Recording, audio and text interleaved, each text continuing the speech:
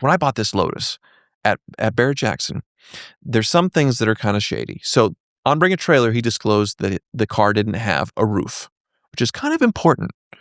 But with Barrett-Jackson, when he put it up, he didn't disclose it because you're supposed to disclose things are wrong, but not having a roof sort of ambiguous. And instead, he put a piece of Lexan, wrapped it really nice in a blanket, and taped it up, and then put this in the property room as roof. So it shows that it comes with a roof. And he did crudely make a roof out of Lexan, like just cut it out. But there's nothing to secure it. It's a piece of plastic. But the 1-2 transmission crunch. When I posted the video, people are smart enough to go to Bring a Trailer, find the old listing, find the guy's handle, and then just start blowing this guy up, tagging him, hey, you're shady, you're terrible, like, how could you not disclose these things, like, you're a crook. I could honestly believe that the guy didn't know that the transmission was screwed in this car, because it takes 15 or 20 minutes of driving for it to warm up, and that 1-2 shift becomes so he didn't know, but he also didn't care enough to drive the car any kind of distance or know to really get to know the car's issues. How do you know he didn't know? I could believe that it's possible. Like, let's say a dealership has 100 cars. They're not going to be able to go and drive every single one for a couple of hours and figure out every single issue with the car. So they can't, like, and a mechanic can inspect it. They don't have a crystal ball to look inside the transmission and know that the synchros are shot. You have to go drive the car, like really put some serious driving in it to really know a lot of these problems. So you can sort of at the same time, like, since the roof thing was kind of shady, I'm wondering how much he knew. And he said, like, in the startup video on Bring a Trailer, the airbag light goes off.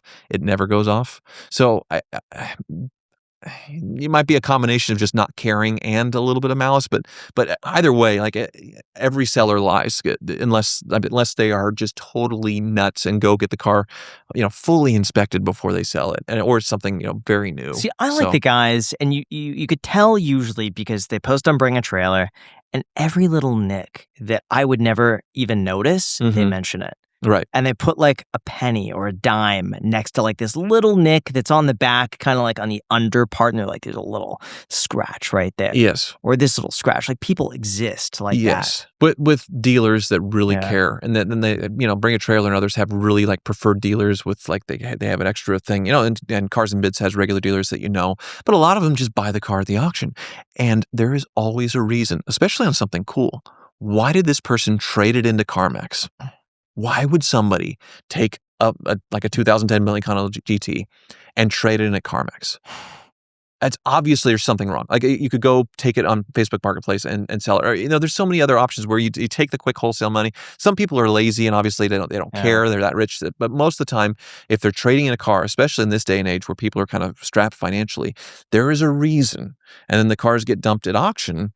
And then there's a multiple degrees of separation where the person who traded in knows what's wrong, but then the selling dealer doesn't know, and then it goes to auction and that dealer doesn't know. So it filters through a couple of people, and you don't know until you buy the car and start driving it. So, like, I don't usually get mad at people when I get seriously scammed. There's some where I've gotten like deservedly just blast the people because it's obvious that they were being really shady. And I know sometimes when I bought the cars, they're like, oh shit, because they know it's going to be on YouTube and I'm going to be talking about it. And some of them are smart enough to like not even respond to me when they figure out that it's me because they don't want to get involved in that. But have you ever recouped anything from someone that you put on blast? No. So there was one time that Bring a Trailer actually refunded all their buy fee to me. That was nice of a Bring a Trailer, and it was on a Plymouth Superbird, 1970. This guy had 2 Superbirds, and this one was a Hemi Superbird, very rare, but it was a shady one where it had been wrecked at some point. It was a partial rebody, and it had a modern Hemi in it. It was built for SEMA. It turns out the car was never drivable. It was one of those cars that was built for SEMA and never worked. And so this guy had his driver, Superbird, and then he dumped this one. And the suspension was too low. It had a rake on it. So for the sale, he jacked the suspension up, but then it didn't work. So it was like solid. So you drive down the road and like the wheels would leave the ground because there was no suspension. Bong, bong, bong, bong, down the road. You drove it 5 miles and immediately overheated. The car didn't work. They had basically decorated the radiator to the point where air wouldn't flow through it and work. So this car never, ever worked. And this guy, there's so many other things. The wiring was a mess. None of this stuff. And so when I won, I called him up and I said, hey, I want to drive this car home. Like, it'd be a really cool story for me to drive it back from Chicago or wherever it was back to Kansas. He's like, man, I don't think you want to do that because like the racing Hemi that's in it, it's pretty crazy and it only gets like 5 miles to the gallon. Like you'd be with a small tank, you'd be stopping for gas every 50 miles. You don't want to do that. Come on. Whatever. So the car shows up and it's such a disaster. It's like so many things that just aren't disclosed. That is so painfully obvious. But it's a SEMA show car, so it looks beautiful. The photos, it looks beautiful. The components are beautiful. It's just all stuff that was just dropped in and slapped together for a show car. And he completely head in the sand, buried, broke all contact. Didn't care. He got to dump the car. It was Wait, why did you have to buy it? $130,000. Couldn't you just show up, see the car, and say, "I'm not buying that"? I wired it, and the car was shipped to me.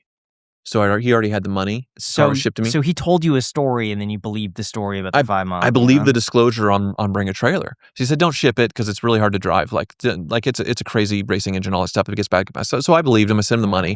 He shipped it to me. I think it was $115,000 is what I paid for it. But did he get banned off Bring a Trailer? He did get banned, and then Bring a Trailer gave me back the $5,000 fee, but he did not give me any money back. Well, why is there no repercussion for lying? I mean, what am I, if he's in another state, what am I going to do suing the guy? Like there's no point. What'd you do with the car? So I fixed it. So we fixed the cooling system. We fixed the suspension. We got everything working. We got the wiring sorted out as much as we could. I had to redyno the car to where it actually accelerated in a normal fashion, all that stuff. And then at the same time, Hemi Superbirds blew up. There was at Barrett Jackson, there was one guy who's 80 years old, and he bid up one to $500,000. And then he was so mad that he didn't buy the next one. He said, "I'm buying the next one no matter what," and let everybody know. And it got bid up to $700,000. And then he decided to jump the bid, $300,000. Said $1 million. Set a record for a Hemi Superbird. Oh my God. Like just one guy single-handedly took this Hemi Superbird market from $200,000 or $300,000 to $1 million. and then, so obviously it's like, okay, time to sell mine. I took it to the next auction and I couldn't quite get it ready because the hubs were different. So I couldn't put the stock wheels back on it. And mine was a partial rebody. So it had been modified and all that stuff. So I think I sold it for $130,000, $140,000, something like that, and hadn't spent that much fixing it. So I actually made a profit. But I also single-handedly crashed the Hemi Superbird market because then after that, they didn't bring the money. And this guy happened to just die recently. He died like 2 years ago, and his family was selling the estate and sold that Hemi Superbird that he bought for $1 million, and it sold for like $300,000. Oh, so like this one guy single-handedly like just blew up the market. It's crazy. It sounds like the car market could be easily manipulated. Yeah. And so what's to stop somebody? What's to stop me from listing my Tesla Roadster? Mm-hmm. Have Jack bid the thing up to like $300,000. And then, Jack and I do a deal, but it shows that it sold for $300,000. And now all these cars are worth way more because one sold. It happens all the time. Not at Barrett Jackson, where I work for, because Barrett Jackson is 100% no reserve auction. So you don't see much of this. People like to say, "Oh, there's money laundering when something goes crazy." That's not the thing. The other auctions where there's a reserve, then the people know what the reserve is, so they'll set an unrealistic reserve, and then they can bid it up to that comfort level, and then reserve not met at $700,000 on the Tesla Roadster. Oh, what a shame! And then a couple months later, the car pops up for sale. Oh, it's for sale for $600,000, but I saw it got bid up to $7 million. This is a deal. I better buy it. These people should have taken the money. Like, wow, what a deal! And so obviously, there's some of that going on. Obviously, if you want to start doing it, go ahead. I mean, it's pretty obvious. Yeah.